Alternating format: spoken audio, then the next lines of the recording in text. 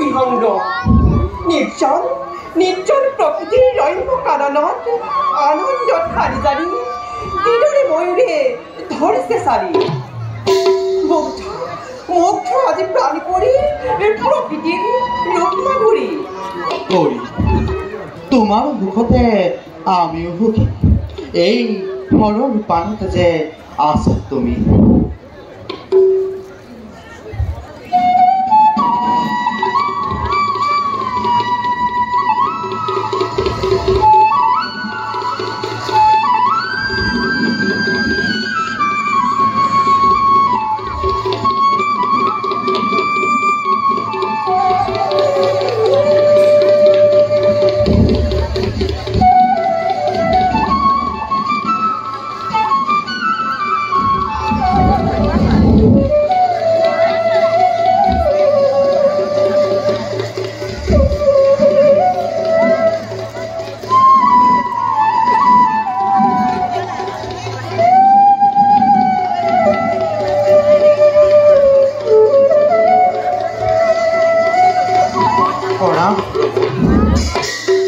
প্রভু ধরাধামে আপুনি আমাক দিলে দৰ্শন হৈছে নেকি কিবা আমাৰ প্ৰয়োজন হে মহাদেব তোমাতে আমাতে সৃষ্টি কৰতে জানো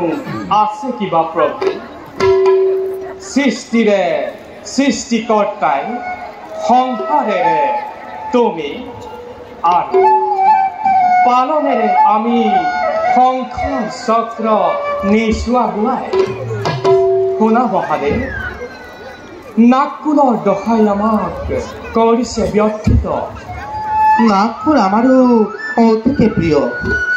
কিন্তু প্ৰভু তব আজ্ঞা বিনে নোৱাৰো হ'ব আমি নাগৰ ৰক্ষক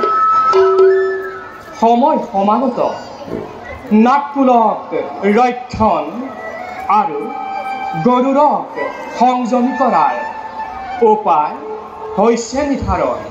গৰুড়ক সংযমী কৰা কিন্তু সৃষ্টি হৈছে নাগৰ অন্য এক সংকট কুঞ্জনাভ নামে